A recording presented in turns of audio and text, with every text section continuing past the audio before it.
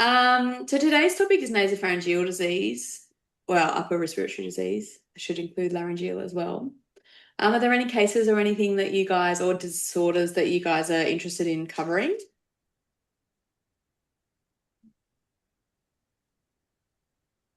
Nothing specific that comes No? to mind. Are you doing many upper respiratory scopes, rhinoscopy? We do. Yep. You We do do? quite a lot of nasal cases, actually. Yep. Yeah, I think it's quite common. It's one of the more common reasons for referral, I think, just because I'm going to share a couple of images just as far as like the anatomy goes, because I don't think people, unless you've seen a CT of a dog's nose, I don't think you understand how limited radiographs are. Would you Mm. say that's a reasonable? Yes. Yeah. Often I'm like, why did we even bother spending their money on x-rays? Yes, exactly right. So this is like literally so unprofessional, but photo straight out of Edinger, because I couldn't get it to open on my computer. So I was like, okay, that's it. Photos. So starting at the front of the nose, obviously the nostrils, a bit of a size limitation, and that means that we can't actually just see in there, right? And then, oopsie daisies, as we move further back through the nose, we enter into this area here, which is dorsal, middle, ventral meatus, is the space between, and then the folds around that, and the names of them aren't really important to most people. So this is in the very kind of rostral part of the nose. So see where we are here. We're a little bit further back where you can sort of see those folds in this picture here on CT.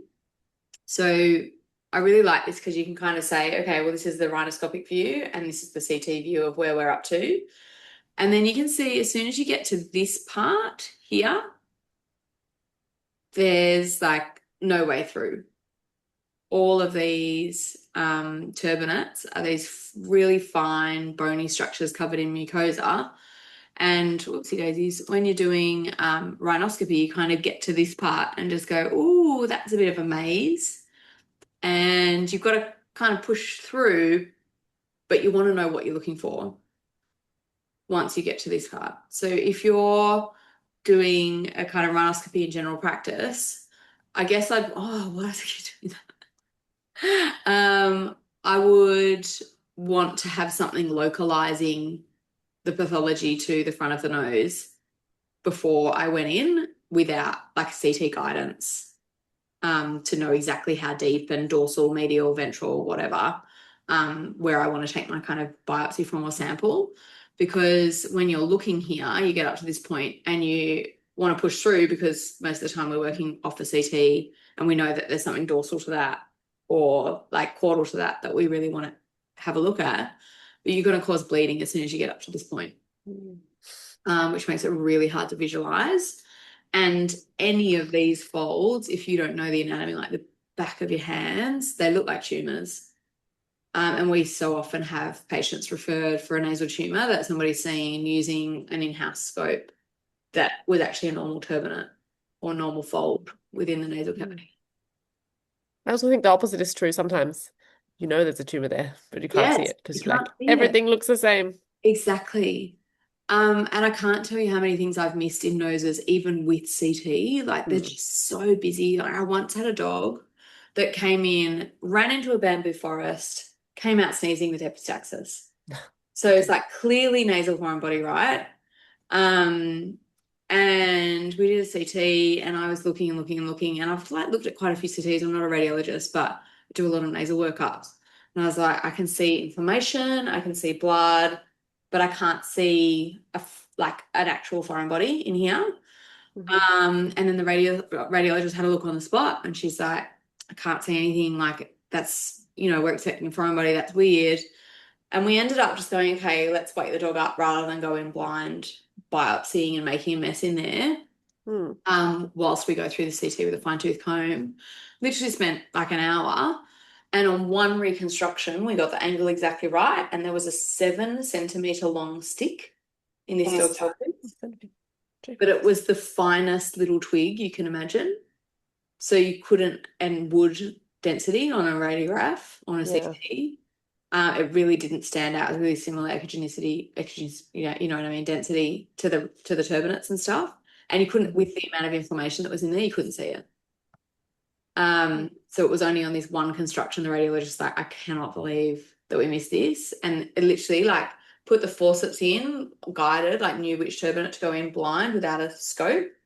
And you could feel the tink, tink, tink under the tip of the forceps and just grabbed it Oh, out. wow. It's literally 7 centimeters long.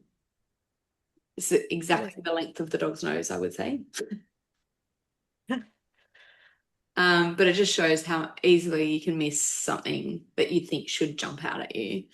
Eric, we're just talking about how Sorry, busy. Mike. Hmm. Hi, no, you're fine.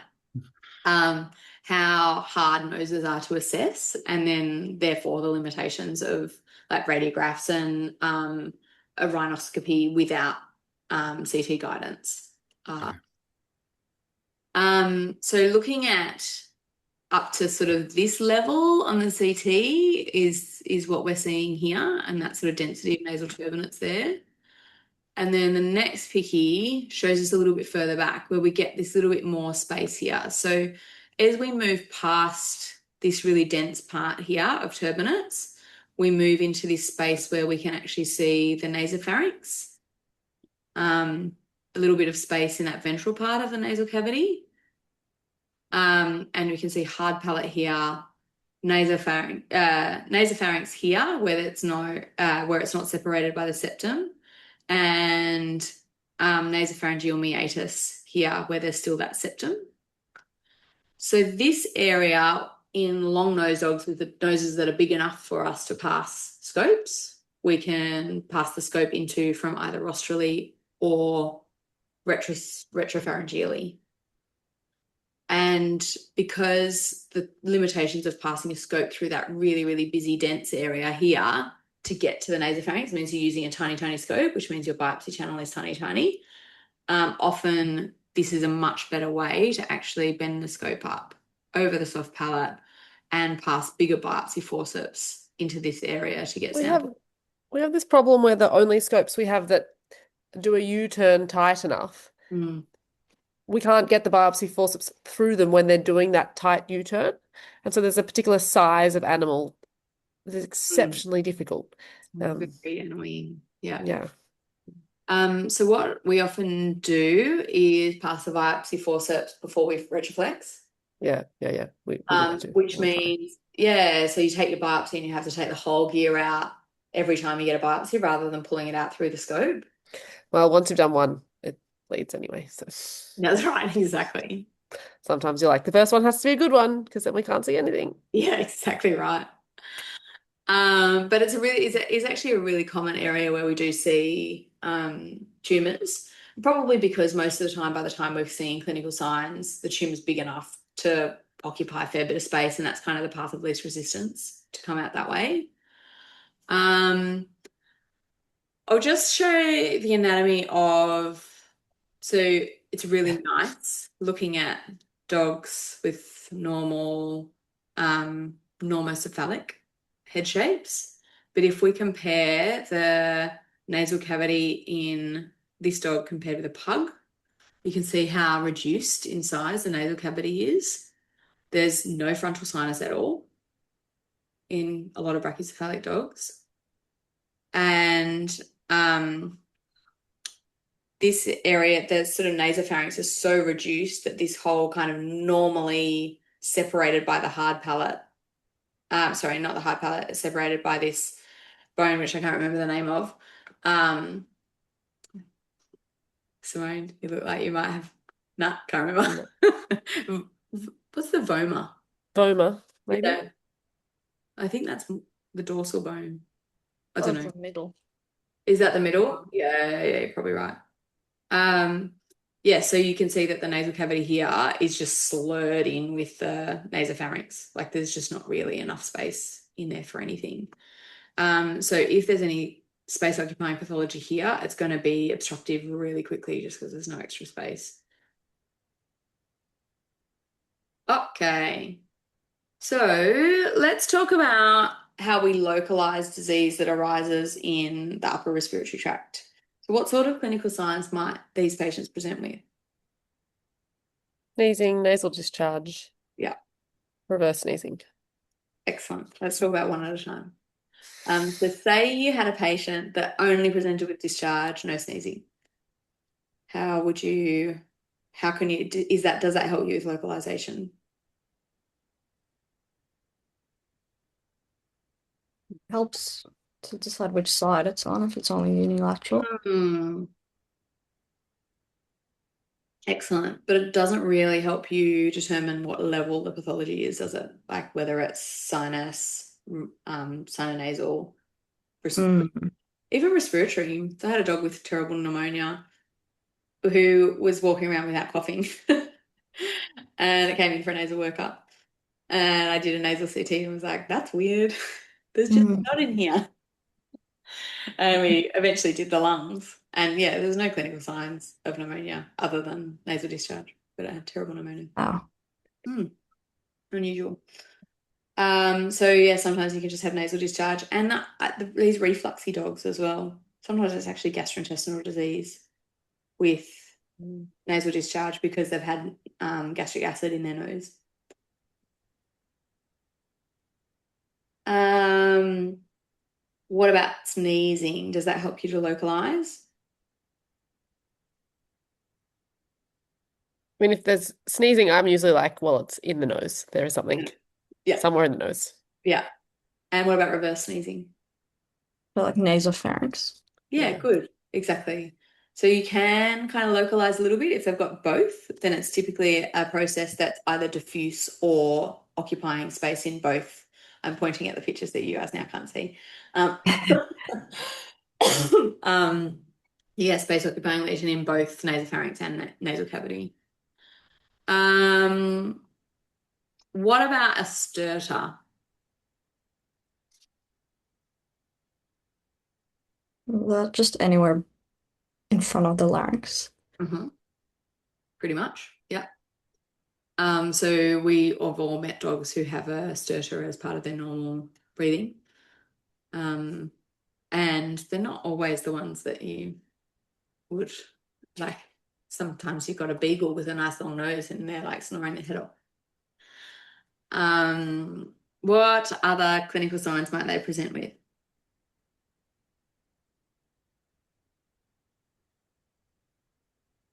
we, Snorting or like oh, yeah. Snorting, yeah, I'd probably call that stertor. Similar. I feel like sometimes we do get these really poorly defined change in upper respiratory noises. The owners come in and Mm. you're like, I have no idea what you're talking about. Can you please show me a video? Yes, I love that. And they never have one. Nope. no. I'm like, look, I know you paid a lot of money for a consult, but just go home, get a video, and we'll talk next week. Yeah, Thanks. yeah, just send it through. I think so often reverse sneezing is reported as coughing. They come in. Yes, or like Look at choking to breathing. death. Yeah. Exactly, exactly. Yeah, so true. Yeah. I'm like, can I please show you a video on YouTube? Does it look like this? Yeah, it's Um, exactly the same. Funny. Like I suppose then we've got stridor, so Good. stertor, Good. stridor, Yep. and Where does stridor localize to? the larynx in my mind. Yes. Yeah, Yeah. totally. Yeah, absolutely.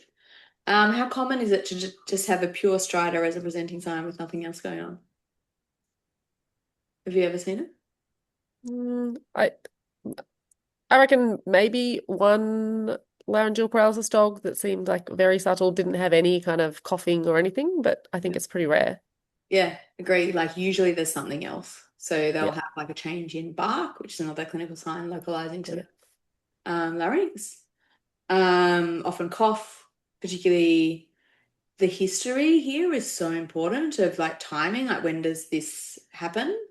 So is the stridor during exercise? If they come in for a cough, what induces the cough? Is it when they wake up and they have a coughing fit, or is it every time they have a drink of water? Because I'm going to investigate those two histories quite differently. Do you guys know why? I I don't know that I've ever read anything about this, but I feel like that when dogs wake up and cough, I always think that there's probably been like mucus accumulation or something when they're sleeping. Me too. Yeah. I've Yeah. So been like told that. inflammatory, Yeah. infectious type stuff. Yeah. Very And bronchitis. then and then the after drinking, well, I always wonder if there's a component of dysphagia or Mm. something. Yeah. Yeah.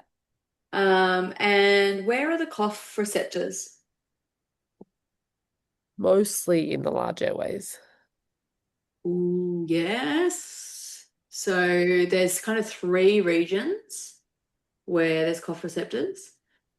One is nasopharynx, second one is Hmm. larynx, and then down at the tracheal bifurcation, the carina of the trachea. Mhm. So those triggers of cough at those different levels are like obviously different things. So you're going to get a laryngeal cause of cough if you've got material going through your larynx that's not air, essentially. Why do you have cough receptors in your nasopharynx? Coughing Um, won't help if you've got crap up there, would it? no, yeah, I don't know actually. Hmm. That's a good question. Weird. Okay, Yeah. I'll look that up. Yeah. Hmm. Can you? Weird. Thanks. Maybe I should ask Neil. While we talk. Um, what? There's one more clinical sign that's it's not really like it's a really obvious one, like facial deformity, like you might have exophthalmos or Mhm. like nasal Yeah. bone destruction. Mm.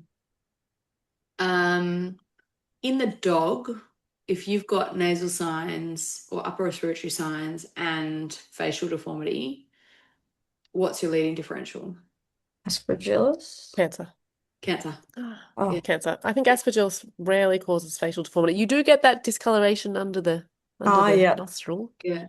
So the reason for that, I think, and this is like I had this conversation with a surgeon, Aspergillus sits with gravity.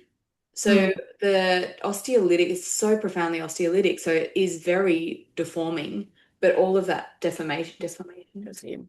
is in, yeah, exactly. So it goes into the brain or into the ventral part of the nasal cavity. Mm. You lose, it sits in the sinus and then it strips out and causes destruction of all of those fine turbinates that we were looking at before. But typically doesn't go through that dorsal nasal bone. Um, yeah, but if there's destruction of a bone or bulging or changes in the symmetry of the face, I'm thinking neoplasia for sure. So we're going to go straight to CT. And it's when you do have that deformity, that's when sometimes you can skip advanced imaging to get a diagnosis because you've got a spot that you can biopsy and you can access without CT guidance. So if the clients are a little bit cost constrained, really want to know what it is before kind of making a decision about whether they're going to radiation or something like that, that is something that you could do a biopsy of and give them an answer. Or if they say, we're definitely not going to do radiation, we're definitely not going to do chemo or something, but we want to know what it is. But you kind of know it's cancer anyway, so. So I think they're all the clinical signs. What about epistaxis? Was that? Oh, that's good. Yeah. So I kind of had that in my head under discharge. Ah, true. Yeah, different differentials there on there. So what if you had epistaxis as the primary presenting complaint? What's number one differential? Yeah, pleasure. Coagulopathy? Oh, Oh, could be a coagulopathy. That's a good point. Yeah, for sure. Bilateral, unilateral, yeah. Is Yeah, it yeah. local or systemic? Yeah. And are you more likely to get epistaxis with a factor deficiency like rodenticide or with a platelet abnormality? Wait, what? Yeah, I reckon platelet. Yeah. Yeah, it's quite unusual for rodenticide to present with like mucosal bleeding. They typically present with like cavitary Body bleeding. cavity, yeah. Yeah. I had a really weird Frenchie 2 days ago that had epistaxis 1 month ago, resolved, and now just keeps bleeding from its mouth, but no epistaxis. Yeah, that was really weird. And it's got I a wonder, slightly increased hematocrit and globulin and albumin. How has the globulin? I think it was like 41. Like it wasn't through Oh. the roof, but it was all just just. can hyperviscosity Yeah, that was the cause first thing I thought epistaxis? of, probably because I got asked that on my members exam. So I thought, okay, I'll just rule out systemic causes because couldn't just go straight for a CT cost wise. But yeah, hematocrit was 61 albumin was 41 and globulin was 46. So nothing crazy. Total Mm. protein is 87. And Um, yeah, Mm. I don't blood know. pressure? I didn't get to take blood pressure because it was one of those back-to-back Yeah. 20-minute days. So I Uh, told her come back for blood pressure. And by the time I'd examined this Frenchie, was so stressed out as well. they're so hard, aren't they? Yeah. Almost need to be able to send owners home with a machine that's accurate. That would be so nice.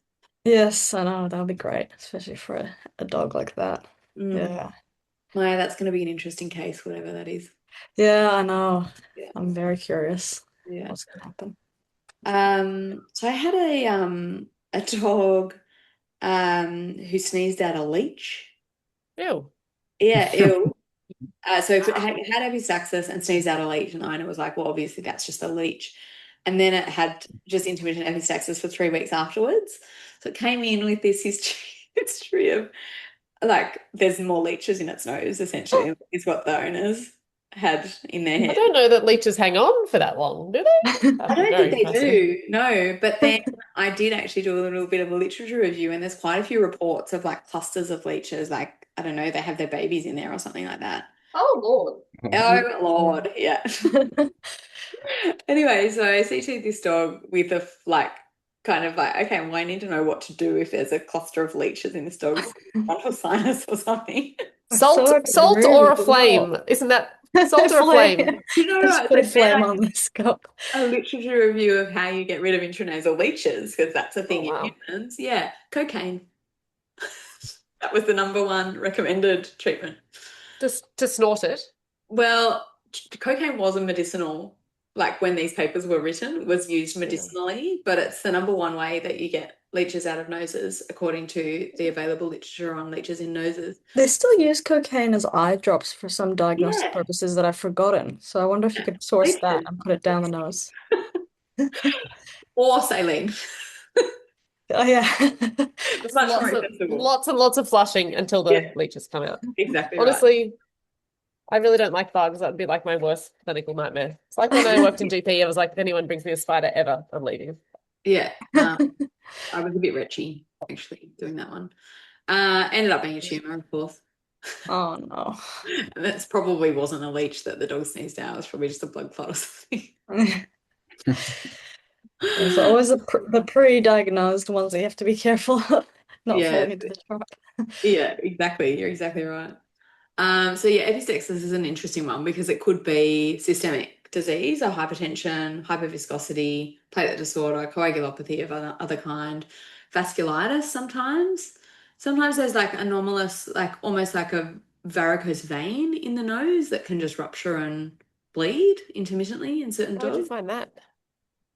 So I worked on a case, Karina Graham, who's in Sydney, she's just a really amazing interventionalist. Like she does a lot of interventional stuff, but she and one of the surgeons did a rhinoscopy in this dog and cauterized it. They could see it and cauterized it. So they've done contrast studies Oh, on CT, okay. and it resolved the problem, which was nice. So that's the best cause of a epistaxis, I think, if you can just burn it. Okay, so let's talk about cancers in the nose. Let's talk about cats. What's number one cancer in a cat nose? Lymphoma. Yes, yeah, exactly. So cats are tricky to sample, aren't they? Because they're so small, and we really don't have any scopes that go rostrally with any kind of depth into a cat's nose. And so we are very much dependent on advanced imaging to localize and then know where we need to biopsy from. Given lymphoma is the most common, it does tend to, it can occupy a fair bit of the nasal cavity, but it does tend to extend into the nasopharynx quite often. So I would say we most commonly see it in there, which gives us a little avenue to biopsy. What techniques can we use to biopsy, for example, if you don't have a scope that's small enough to retroflex or you can't get your biopsy faucets around the corner of a tiny cat? I mean, and sometimes they just do blind Yeah. biopsies. Up the front? Yeah. Yeah. Yeah. Especially if it looks really diffuse. Yeah. Yeah. Which I think is really reasonable. It's so destructive, and they often have like quite serious epistaxis afterwards. Something that we've had quite a lot of success with is nasal flushing. So packing, particularly when the nasal cavity is like obstructed, you can actually accumulate a fair bit of pressure with a syringe of saline in the nostril and pack the pharynx with a, like, obviously make sure they're intubated, cuffed, their airway is nice and protected, and flushing from the nostril quarterly and catching what comes out on swabs. And sometimes we get massive chunks of tissue, way bigger. And I might flush 50 mils into a cat, kind of just generate enough pressure because you kind of loosen it, and then a chunk comes off. So that's something that I find is the best way to deep bulk. So you're actually clearing some space So they can breathe. Yeah, exactly. And get a histo sample, get a diagnosis. So with cats in particular, lymphoma is fragile. If it's friable, it comes off. So if you're suspicious of lymphoma, even whether you've got a CT or not, if you've got a cat with a blocked nose, I think it's worth doing that and seeing what comes out on your swabs, because it might be snot that you can send off for cytology culture, but it might be chunks of tissue that you can also get a diagnosis from. Is there, without advanced imaging, is there anything in your clinical exam that you do to help you determine whether disease is bilateral or unilateral? Slide test, check for patency. Tell us more, Maya, because there's a lot of people who are like, oh my gosh, when I tell them this. I just cover one side of the nose and then put the slide on the other side. I find it a bit harder in cats. I find their nose is a bit harder to cover, like it leaks a little bit more, but you have to cover the whole one nostril, and then if the slide kind of fogs up, then you know it's patent, at least to some extent. And then you do the same thing on the other side. And then if one of Sometimes them I is just not put patent. the slide in the front, and you can see the left and the right next to each other. So Oh I don't yeah, even that's block a nostril. I just put it right in front. Yeah, especially in a small a animal. smart idea. I And always check one by one. Maybe that'll save me some time. I think they're more compliant when you do both at the same time, because if you're blocking the unblocked nostril and all of a sudden And they're like, I can't breathe. nah, yeah. So it can be really Yeah. hard to demonstrate there's no fog there. Like they just stop breathing. Yeah. So I don't know, like when it's partially obstructed, like that Frenchie that I saw, its right nostril definitely had flow through it. Like I could see it fogging up. But suddenly it had stertor that it didn't have its left nostril. Oh, The that's right nostril, so I was like, this is partially obstructed. yeah. Well, that helps you lateralize as well, doesn't it? Can they breathe through one side? Yeah. Yeah. Yeah. But then why is it bleeding from the mouth? Who knows? Yeah.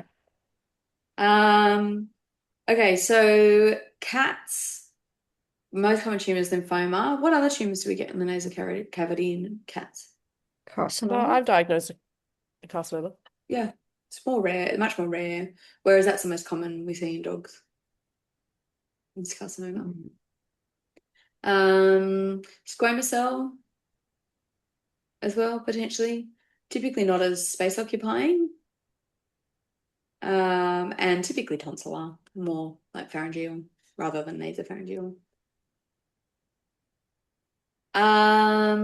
What other tumors do dogs get?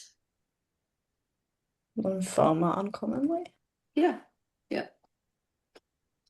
And they can look really similar to the carcinomas, actually. They can be destructive as well and cause facial deformity. What would be a major differential in cats for a facial deformity causing mass? Cryptococcus. Yeah, good. Yeah, it's really important to just do an LCAT in these patients. So why does Aspergillus sink and not usually called facial deformity, and crypto doesn't sink? Why is one gravity dependent and one not? Well, Aspergillus doesn't cause granulation tissue. It actually is osteolytic, so you get loss of density and loss of tissue, as Yes. opposed to crypto, which causes pyogranulomatous, like a granuloma, essentially. It just initiates different types of inflammation. So crypto causes a mass, whereas Aspergillus causes destruction. A lot of snot. Makes sense. Yeah, but generally there's less nasal tissue in there. Mm. So often they're not obstructed with aspergillus, whereas Well, cryptos, they're usually not. It's usually so easy to get the scope up there. You're like, this is weirdly easy. isn't it? Yes, yeah, exactly. Slipped right in here. That's weird. Mhm. Good. Um, yeah, other tumors in dogs. We see chondrosarcomas and things. Yeah, I was going to say, I think I've diagnosed sarcoma. Yeah. But there's not too much else that lives in the nose. I've had a dog with, oh God, what's the word? It's not neoplasia, but it looks like it's full of neoplasia. It's in young dogs usually, and it can self-resolve. No, it was a cat. It was a cat. Nasal hamartoma. I diagnosed a Oh, cat wow. with a nasal hamartoma. The Wow. cat was lost to follow-up, so I don't know what happened. I should chase it up. Actually, Darren said I could do a free MR if I wanted to write a case report on it, but yes, that was cool. That is cool. Diagnosed on a biopsy? Yes, we did an MR and a biopsy. Yeah. Oh, that's cool. Random. Let's now that we're kind of segued into benign disease, let's talk about inflammatory nasal diseases before we move on to other areas. Most common inflammatory nasal disease in a dog.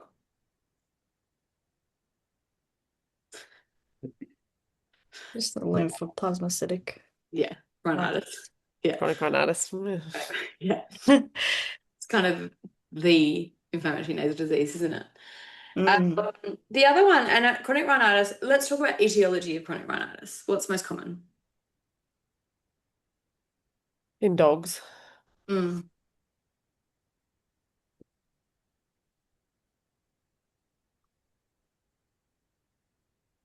I didn't know there was I, one. I thought it was just bad luck.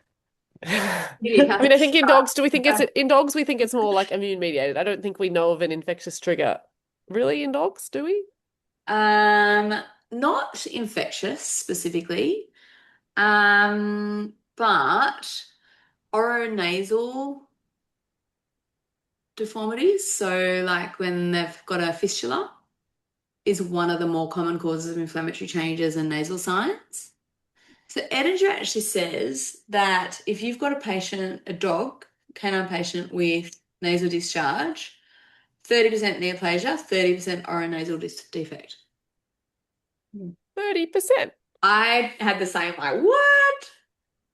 Yeah. So I equally, mean, we're pretty good at probing. Like we do always probe the teeth yeah, when we do a nasal, but 30%. I reckon I've missed a lot of oronasal defects if those stats are true for Australia.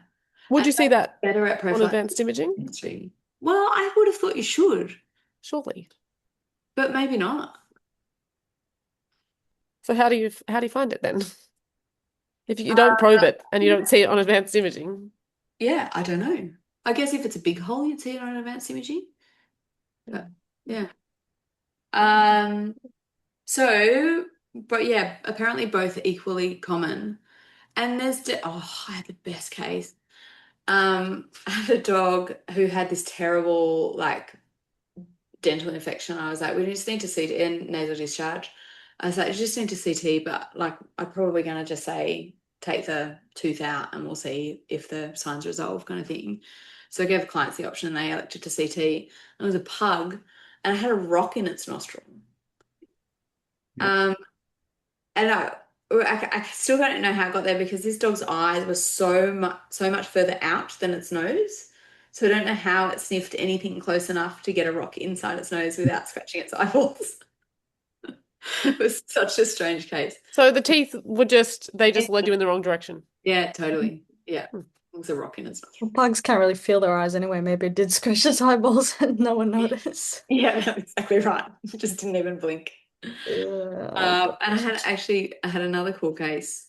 I don't know what it was, but this dog had obviously eaten something and vomited it up into its nasopharynx, but it had this like 8-month history of nasopharyngeal signs, like reverse sneezing, nasal discharge, stink. It just absolutely stunk. And it looked, when I pulled it out, it looked like soft shell crab. Like it was like chicken ribs or something like that. Like it was all like spindly and bony and it was absolutely bizarre. Anyway, could be anything. Yeah, so oronasal defect can cause inflammatory changes, but vast majority of the time it's idiopathic. There's some interesting theories actually on etiology of idiopathic rhinitis in dogs. There's been a study looking at bacterial populations, like the microbiome of the nasal cavity. And I'm just going to look up the stats. So dogs with chronic idiopathic rhinitis have less Moraxella organisms than controls. So the idiopathic rhinitis dogs had 4.6% Moraxella compared to controls who have 51.8%. And they had a less diversity at a species level as well. So we don't have any way to apply that at this point, and we don't know whether that dysbiosis of the nasal flora is reactive to the inflammation or causal of the inflammation. But Or because someone's given them antibiotics? Or was this before they'd had any treatment? Yeah, that's an interesting thing, whether it's been controlled for that. Let me see. I mean, most cases have had some antibiotics by the time they get to us, for sure. Yeah. This would be interesting. Anyway, sorry to interrupt. No, that's fine. It's a really good point. It's not a huge population of dogs. Don't know, but that's a really good point. Well, now I've lost you. Yeah. So yes, potentially dysbiosis might impact inflammation, but we don't really have a way to target that therapeutically. We know that oropharyngeal microbiome changes with oral and probiotics. So gastrointestinally absorbed will actually modulate the oropharyngeal mucosal organisms. So it wouldn't be the wrong thing to try probiotics in these dogs, but I'm not sure whether it'll work or not. And then the other thing that they've reported as a treatment option with some success is allergen-specific immunotherapy. So as this is idiopathic, we don't know which dogs are allergic and which dogs aren't. Some dogs either responded really well or not at all. There was no kind of middle ground in this trial. But if you have a dog with allergies like HB or anything, and particularly if they've had allergy testing, it's potentially worth doing the immunomodulation. Is that what it's called? Desensitization. So, like via skin testing? Yeah. Yeah. I don't know. Because when they're not testing it, they're not testing allergens in the nose, so it must be. No, exactly. Yeah, so it's either skin tests or the blood tests. They're okay. Yeah, I don't really know. I'd have to talk to a dermatologist about them. But I'm interested in that because also asthma in cats similarly has had positive outcomes with desensitization as well. So I think we should start talking to dermatologists more. I'm sitting next to a derm resident, so are you? Perfect. I can talk Collaborate. to them if you want. Please. Yeah, you can be our derm insight. So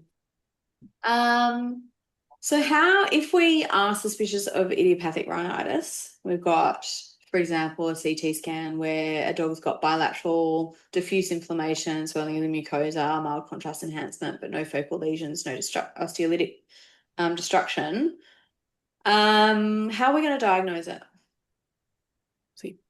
Biopsy, yeah. And what if you get neutrophils in there? How would that impact your treatment plan? I usually put them on antibiotics anyway because I'm a terrible person. So I don't know that it would impact my treatment plan. You're carrying a bit too much shame around. Well, I feel lots of guilt about the amount of antibiotics I use. Lots of guilt. Yeah, I don't know. I do think we need to be responsible, but there are also patients that are missing out on treatment because we are being more guarded. We've talked about this before, but we've got our hands tied behind our backs in terms of like we've got these guidelines on when we should prescribe antibiotics and what testing should be required to prescribe antibiotics, but we're also bound by client finances. And for example, like urinary tract infections, if it's a second urinary tract infection, we've got good guidelines that we really need to send off for culture. But if they say no, do you not prescribe antibiotics? No, you prescribe antibiotics. And we just have to balance, be kind to ourselves about the limitations that we're working within, I think is what I'm trying to say. Yeah. Thank you, Anna. And it's not a perfect world. So sometimes I would do antibiotics. What would you choose?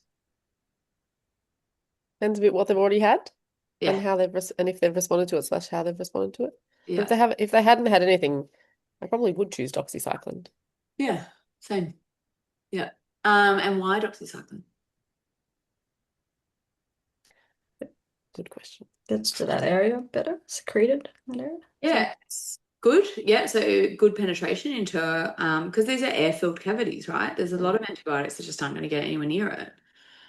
So we've got good concentrations at the in the oropharyngeal nasal mucosa.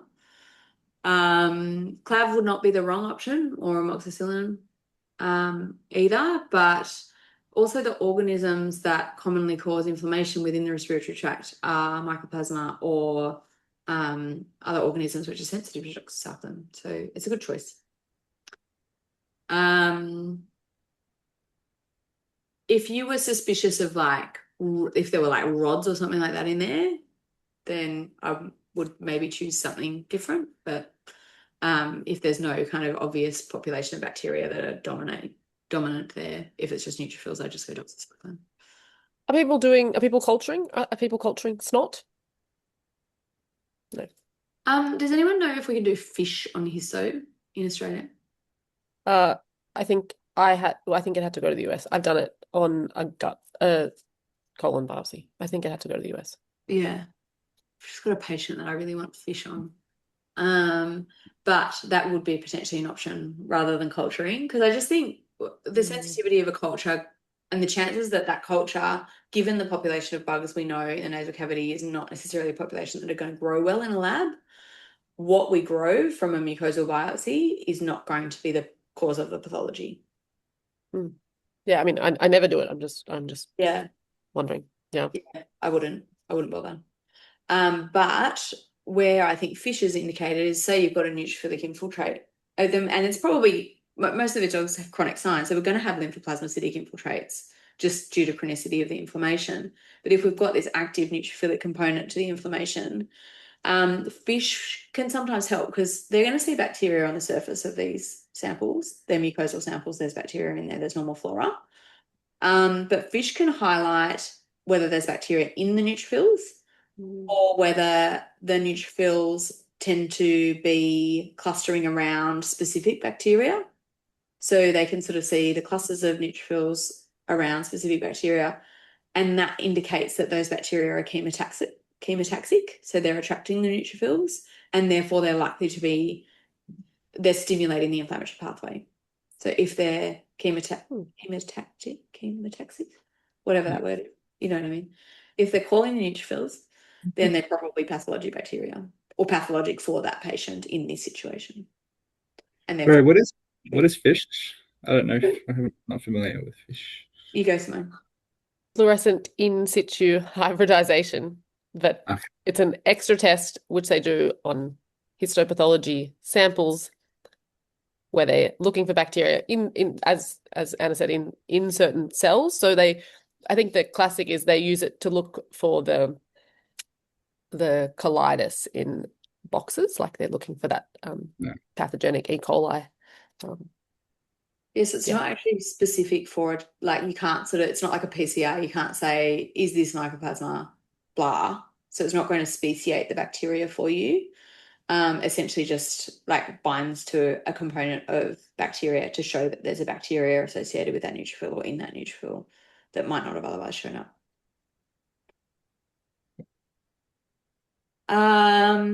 Okay, what about treatment if it's just bog standard lymphoplasmacytic rhinitis.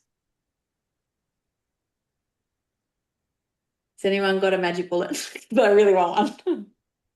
I usually try NSAIDs first, Yeah. just because they have less side effects than steroids. But I have had dogs where they do nothing, and then I try some steroids. Sometimes I try some antihistamines. In some dogs, it seems to maybe help dose reduce the steroids a tiny bit. I don't know. So the studies come out in 2020 showing that dogs who have meloxicam followed by prednisolone have better outcomes and prolonged duration as opposed to one or the other. But Yeah, which is meloxicam, weird. isn't it? I don't Meloxicam understand it. or pred aren't superior to each other according to that study. And in my experience, like they just neither work brilliantly. Doxycycline's a nice kind of adjunct to therapy, like if you do have a good excuse to use an antibiotic based on your histo, because it is potentially immunomodulatory. And when I was studying, azithromycin was something that there was like decreased inflammation when you use azithromycin in these dogs. Yeah, and I've only used it in dogs once or twice, but I've used it in cats quite a few times. Because you can do that like twice a week situation or something, and it seems to kind of it's easier. Other things that are reported to be successful are antifungals, itraconazole. So there was really. it was in current veterinary therapy, I think, ages ago, maybe, I can't remember. But they thought it was a hypersensitivity in some dogs, hypersensitivity to fungal elements, which were normal commensals in the nose. So decreasing the number of fungal organisms in there decreased the symptoms. But again, So that's just like a treatment trial, right? You just be like, we don't know, but we'll try it and see if it helps. exactly. So your pet is responding to something. We don't know what it is. If we're going to try antibiotics, and if it responds, it's going to be bacterial. Try antifungals. If it responds, it's fungal. It's probably allergic to everything. So it's going to respond a little bit to everything. It's going to be annoying. I feel like reaching for antifungals as like, it would just be quite rare that we reach them as like a treatment trial. That seems like, compared to antibiotics, which you do every day. All the time. Yeah, exactly. But then I don't think the theory, like it is more rare and therefore we think more about it and probably are more critical of ourselves over it. But I don't think we should be necessarily. No. I think they're just as likely to be, they're always there as commensals. It's just, anti-inflammatories, as we said, meloxicam and pred. There's a couple on VIN, there's a lot of chat around like, okay, now we try this kind of thing. And oclacitinib hadn't reduced nasal. Apoquel for everyone. Apoquel for everyone, exactly. Until their lymphoma comes. Don't tell whoever produces Apoquel I said that. So there's no magic bullet in my mind. It's just some people use inhaled fluticasone, but I think it has to be a very patient to get. As in, inhaled Flixitide, basically, as a topical pred. That's inhaled through that really dense nasal cavity. I just think that the compliance is so hard with that. It's just tricky. What about the drops, like the Rhinocort? Can you just put that directly in? Would that be easier than the inhaled? So the trouble with, in humans, you have to sniff it. Yeah, so dogs just don't, like, drops are hard. The opposite. Yeah. So there's other people who have big problems with nasal discharge, getting on all their furniture and clothes and stuff. They've used just the decongestant drops, and you can like put the dog's nose up and drip it in, and it dribbles back, just reducing discharge. Is that just the saline drops or the actual like? No, medicated. the actual, is it phenylephrine? No. It's something along those lines. Pseudoephedrine, maybe. Yeah. Yes. Yeah, I've just been a couple of times. Yeah. But the sprays, I find the dog's just like, what are you doing? Whereas no. I think you just drip it in with the syringe. Yeah. So that's an option, just symptomatic management, but it decreases blood flow to the surface of the nose. So it's definitely not going to help with healing. And if there is an infection there, it's definitely not going to help with that. And in people get rebound nasal congestion after using it. So I suspect Fine, dogs do too. Yeah. Oh, I know all about it because I can't breathe at night time. Yep. Yes. So annoying. And I can tell you that all the Halfway through steroid the ones taste absolutely terrible. So I can't imagine the pets would like it. So true. Yeah. Yes. What about oral pseudoephedrine? Can you use? I know that's kind of half off the market in Australia, but Mm. used to be a thing in cold and flu tablets. Oh, like proper old-fashioned Sudafed. I don't know. Yeah. I At don't know least I about think you side can still effects. get I'd be over the worried about. counter. Yeah, you can't get it over the counter anymore. Or can you? You can. I You think just you have to show can your if you doctor. really Sign it. ask Yeah. nicely. Show them your license and make sure you're not Yeah. a drug dealer. Yeah, I saw a sign at the pharmacy the other day saying there's a crackdown on pseudoephedrine. You can still get it, but you need to give them your ID first. Yeah, right. Fair enough. Um, let's talk about rhinitis in cats because that's an interesting different etiology, right? Most of the time it's infectious in cats. What other therapies can we recommend in cats that aren't necessarily demonstrated to be beneficial in dogs? Antivirals, or is it kind of too late for Oh, that? good. Yeah, sometimes, yeah. Yeah, because it's mostly herpes, right? Yeah. Has anyone heard about radiation, low dose radiation? Yes. Mm. Yes. I read about this somewhere. Yeah. It's an interesting novel therapy with really, really good results in decreasing inflammation in cats. And therefore, the theory should then carry over to dogs. I think it's just cats' noses are so much smaller and they're obligate nose breathers. So nasal congestion in a cat is probably dogs get around it better, I reckon. But it's potentially an option for treatment of rhinitis across both species as it becomes more available. And then the other complication, which is interesting in cats and very rare in dogs, is nasopharyngeal stenosis with chronic rhinitis. Has anyone ever seen that? Oh, it's cool. So often, Not for the cat. well, no, I don't, well, cats. So when you balloon them, cats are less likely to stricture again than dogs are. Oh, really? Yeah. So Yeah. they're actually more successfully treatable, they're more treatable than a canine nasopharyngeal stenosis. It's essentially like the nasopharynx is a circular structure. So same as any other circular structure, if you get circumferential inflammation and that scars, it's going to narrow down that passage. So then you get accumulation of just the normal discharges, which would normally just be swallowed in front of that stenosis.